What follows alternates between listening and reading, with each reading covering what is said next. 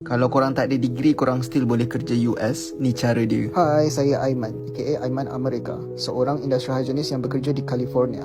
Cara keempat adalah melalui visa EB3 ataupun EB3 Green Card. Visa ni adalah untuk 3 jenis pekerja. Yang pertama adalah pekerja berkemahiran. Kerjaan ni memerlukan 2 tahun training ataupun pengalaman, tapi tak semestinya memerlukan degree. Contohnya macam chef, mekanik, tukang pipe, CNC machinist. Yang kedua adalah pekerja lain. Pekerjaan ni tak memerlukan 2 tahun pengalaman ataupun training. Contohnya pekerja ladang, pekerja kilang, pekerja housekeeping dan cleaners. Dan yang ketiga adalah pekerja profesional. Pekerjaan yang memerlukan sekurang-kurangnya degree atau setara. Contohnya macam nurse, cikgu, engineer, accountant. Jadinya untuk pekerja berkemahiran atau profesional, korang boleh mohon di website seperti Indeed, Glassdoor, LinkedIn Jobs, Simply Hired, Monster, My Visa Job. Dan untuk pekerja lain-lain, korang kena cari dan pilih recruitment agency yang diiktiraf. Contohnya macam Unistaff, Mercant Group, America. Barunya ada nurse-nurse yang message aku tanya pasal US sebab diorang